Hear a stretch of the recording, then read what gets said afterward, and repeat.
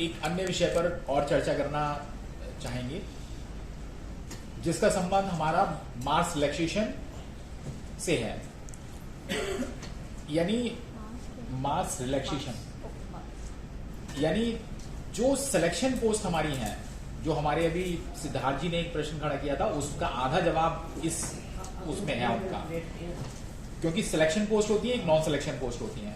तो selection post जो होती है उसके अंदर मास रिलैक्सेशन का विषय जो होता है वो बहुत महत्वपूर्ण था।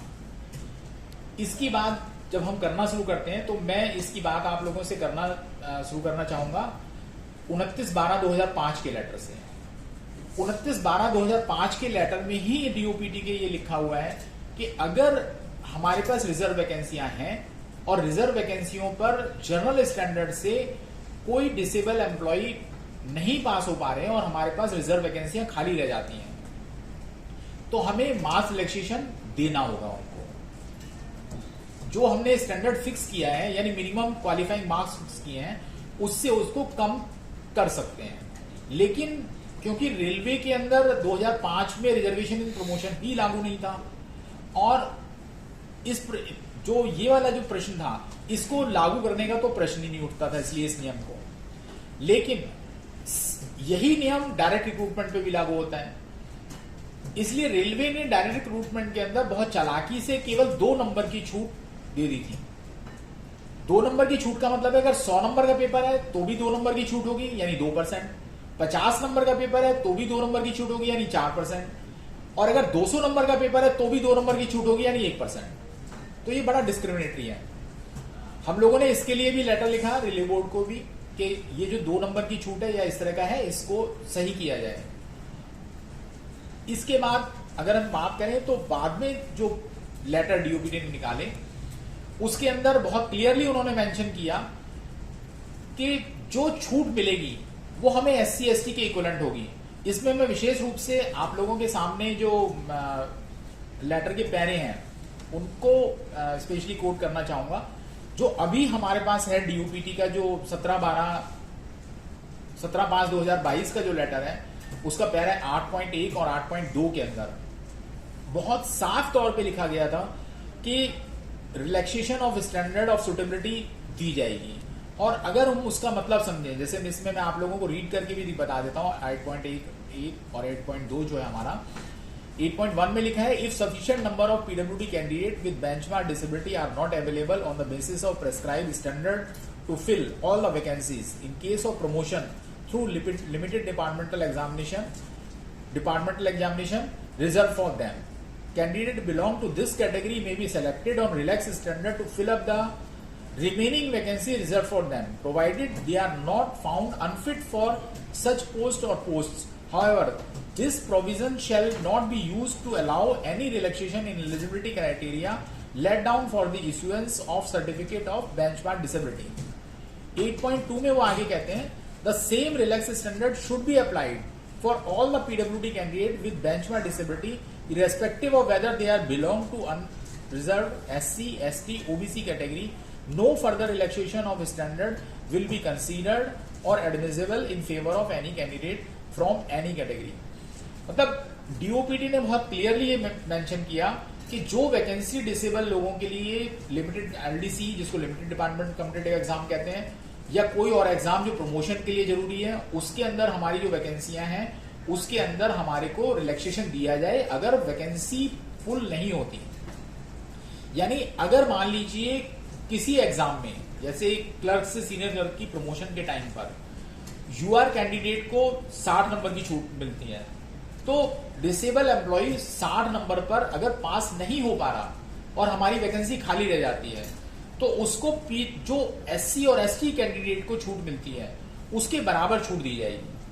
यानी उनको छूट कैसे मिलती है? 2 तरीके से मिलती है। पहली बात तो जो 60 नंबर का क्राइटेरिया है वो 50 नंबर पे आ जाता है, यानी 10% की छूट मिलती है।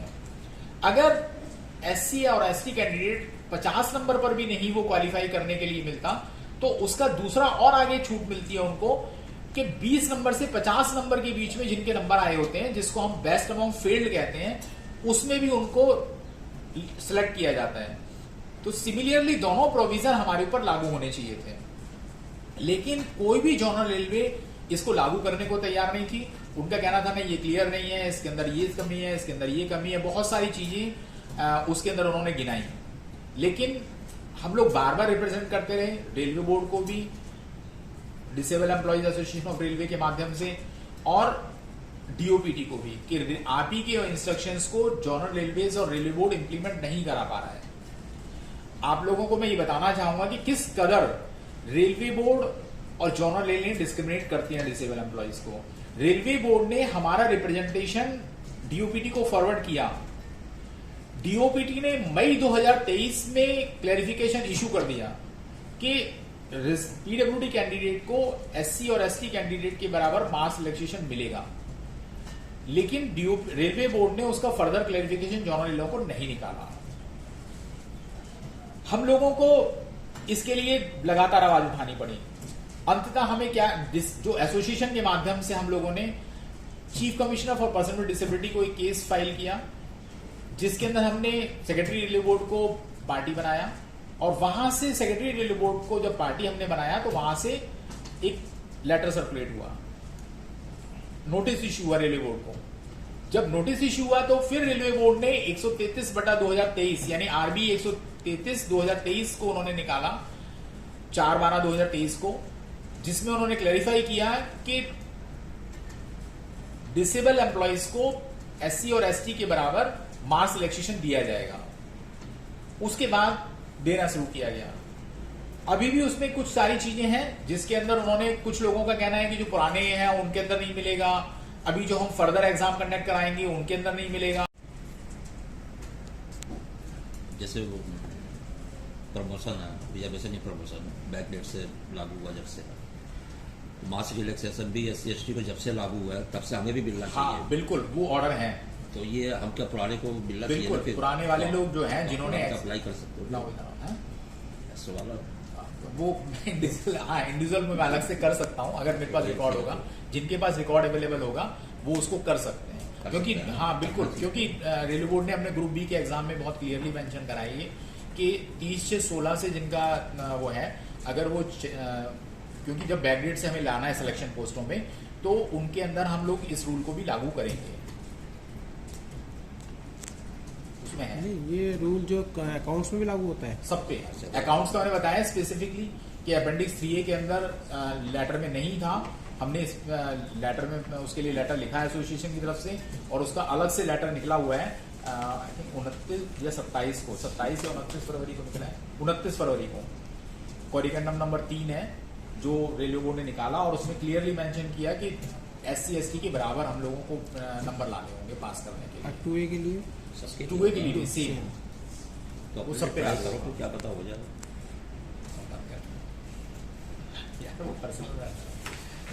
सबके लिए है नहीं, हाँ वो सभी के लिए है। लेकिन तो ये लगा किसी ने दिया हो, हाँ बिल्कुल, मैं तो कह रहा हूँ पास हुआ, मैं तो कह रहा हूँ 2A का भी अभी हमारे, लेकिन ये कि बंदे कोई भी हो जिसको है उसको फाइट करना पड़ेगा।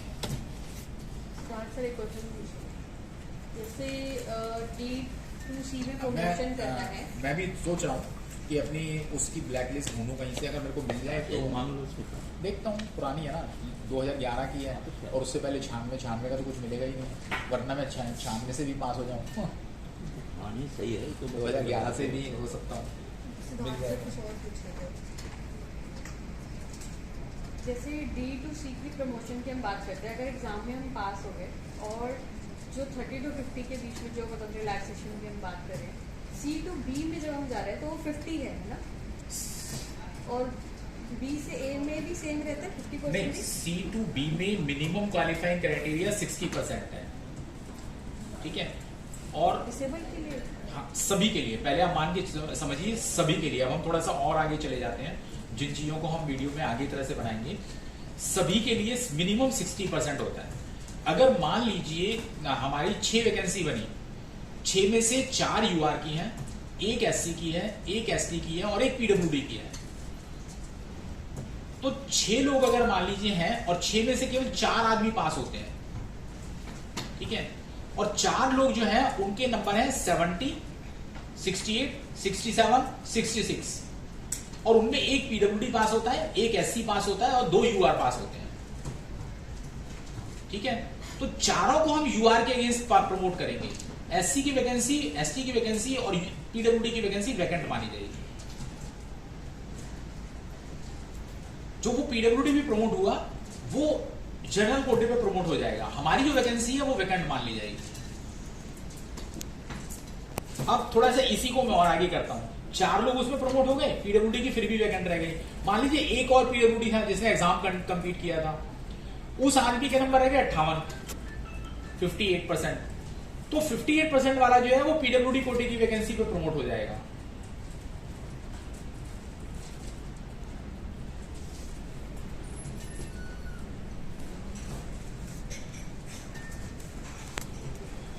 तो हमारा राइट दोनों दिया है। के अगेंस्ट हो जाएगा हाँ। उनका।